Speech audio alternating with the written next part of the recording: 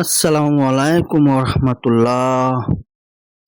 শুরু করছি মহান আল্লাহর নামে, যিনি পরম করুণাময়, অতি দয়ালু। এক রাজার এক চাকর ছিল।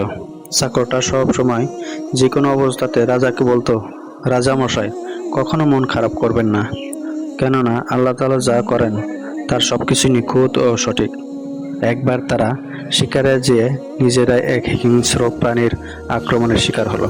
রাজার চাকর সেই প্রাণীকে মারতে পারলেও ততক্ষণে রাজা তার একটা আঙ্গুল খুঁয়েই বসেছেন। রেগে যন্ত্রণায় ক্ষোভে রাজা ক্ষিপ্ত হয়ে বলে উঠল, আল্লাহ তাআলা যদি ভালোই হবে তাহলে আজকের শিকারে এসে আমার আঙ্গুল হারাতে হতো না। চাকর বলল, এত কিছুর পরেও আমি শুধু আপনাকে এটাই বলবো, আল্লাহ সবসময় ভালো ও সঠিক কাজই করেন, কোনো ভুল করেন না। চাকরের এই কথায় আরও উত্ত্যক্ত হয়ে রাজা তাকে জেলে পাঠানোর হুকুম দিলেন। এরপর একদিন রাজা আবার শিকারে বের হলেন। এবার তিনি একদল বন্য মানুষের হাতে বন্দী হলেন। এরা তাদের দেব দেবীর উদ্দেশ্য মানুষকে বলি দিত। বলি দিতে যেয়ে তারা দেখতে পেল রাজার একটা আঙ্গুল নেই।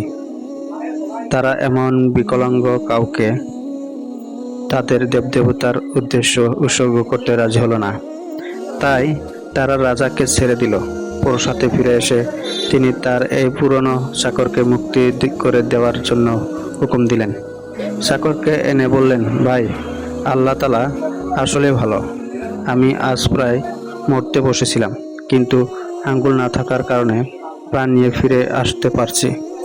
তবে আমার একটা প্রশ্ন আছে, আল্লাহ তাআলা ভালো এটা তো বুঝলাম, কিন্তু তাহলে তিনি আমাকে দিয়ে তোমাকে জেলে পুরলেন কেন?